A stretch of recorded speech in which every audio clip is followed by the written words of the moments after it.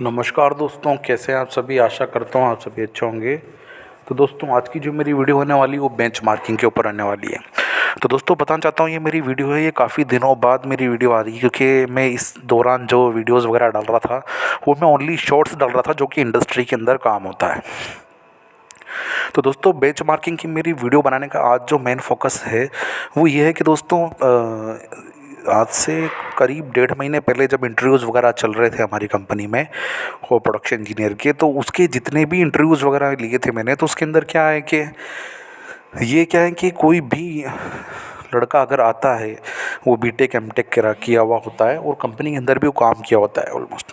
ताज्जुब की बात यह है दोस्तों कि 5 से 10 साल काम करने के बाद भी उसको ये नहीं पता कि बेंचमार्किंग क्या होता है।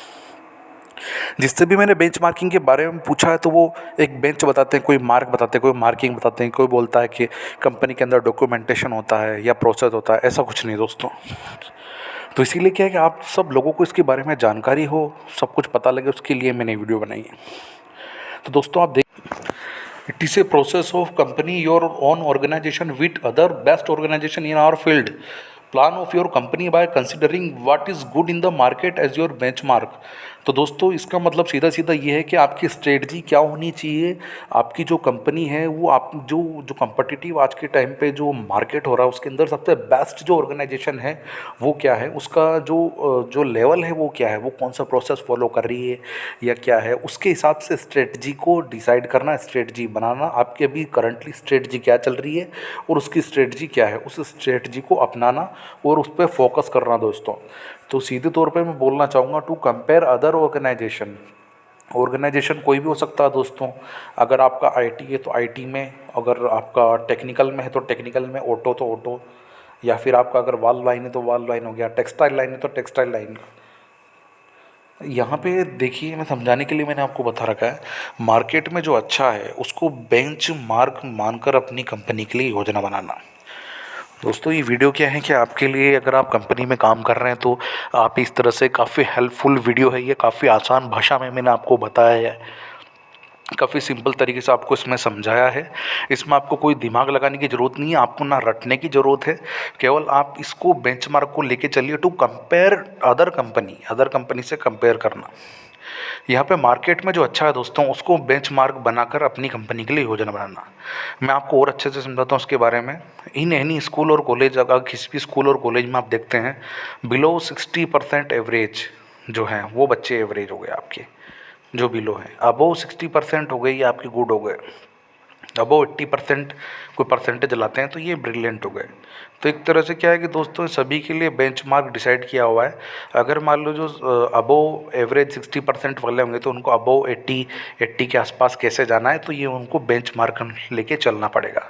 इसी तरह से अगर हम देखें तो अभी हमारी भी ऑर्गेनाइजेशन है, हम किसी और ऑर्गेनाइजेशन को भी देखते हैं आज के कम्पिटिटिव मार्केट में, तो उसकी ब्रांड वैल्यू किस तरह से है, वो किस तरह से हमसे आगे है, या वो कब, कहीं ऐसा तो नहीं कि हमारे बाद में आने के बाद हमसे ज़्यादा सक्सेस हुई हो, या उसने अपने अंदर ऐसी कौन सी स्ट्रेटजी को फॉलो किया है, या कौन से ऐसे नए प्रोसेस का डेवलपमेंट किया है जिस वजह से उसको इतना फ़ायदा हुआ है।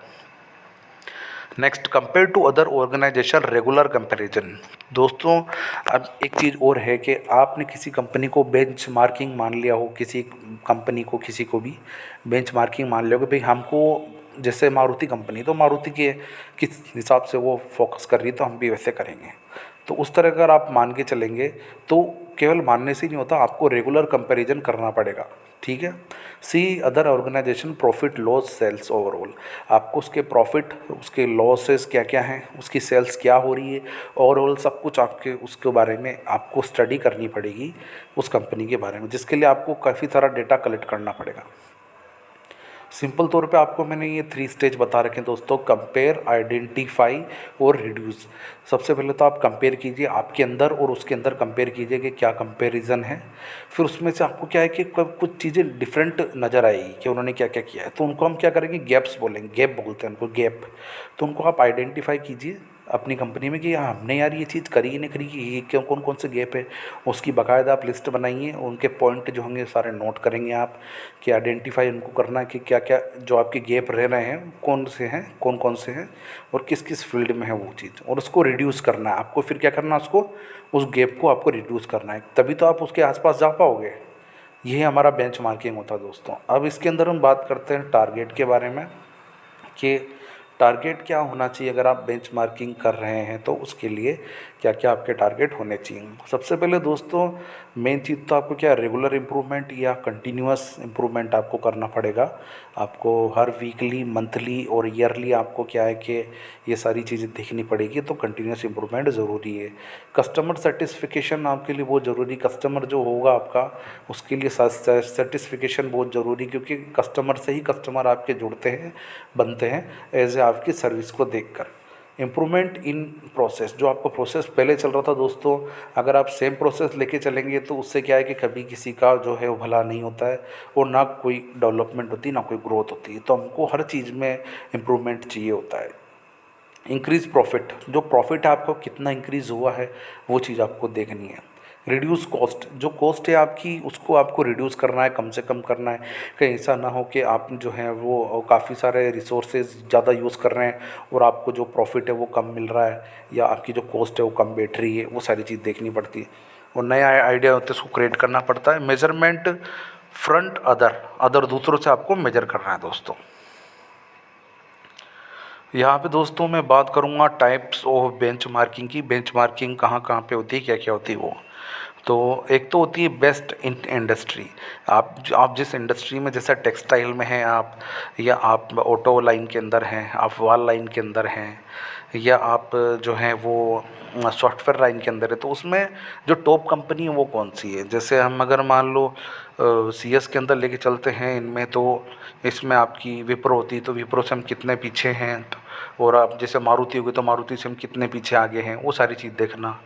ठीक है, तो दूसरी कंपनियों से हमारे को कंपेयर करना। प्रोसेस ऑफ बेंचमार्किंग, जो बेंचमार्किंग है उसका प्रोसेस क्या है दोस्तों, काफ़ी इंपॉर्टेंट चीज़ है। आपको ये चीज़ देख लेनी चाहिए।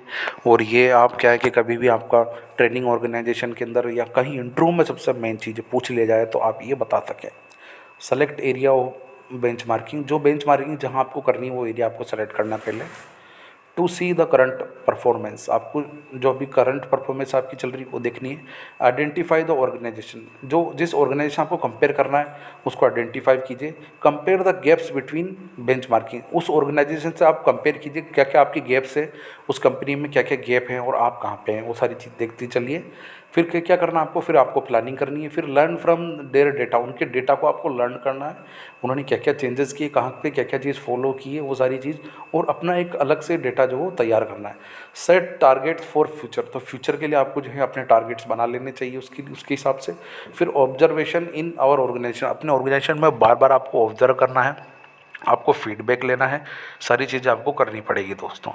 और लास्ट आपका क्या होता है दोस्तों, अप्लाई फॉर चेंज।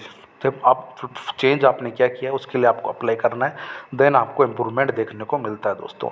और यही प्रोसेस शुरू से लेके लास्ट तक आपको करनी दोस्तों, स्टेप बाय स्टेप आपको ये काम करना है। तो बेंचमार्किंग जो होता है ये क्या है कि किसी भी कंपनी को अगर आप अपना बेंचमार्क एक आइडियल मान के आप करोगे, या आप अपना टारगेट मान के चलोगे, तो इसी तरह से आप जो हैं अपनी कंपनी की भी आप ग्रोथ देखेंगे और साथ ही साथ आपकी भी आप ग्रोथ देख सकते हैं। तो दोस्तों आशा करते हैं वीडियो आपको अच्छी लगी इसको लाइक करें, शेयर करें। हर BTech MTech स्टूडेंट को, इंजीनियरिंग स्टूडेंट को, सबको, डिप्लोमा वालों को, सबको ये वीडियो पहुँचाएँ। और जिन जिन इंडस्ट्री में काम करते हैं उनको सबको ये चीज़ पता होनी चाहिए। मेरी वीडियो वॉच करने के लिए धन्यवाद दोस्तों, नमस्कार।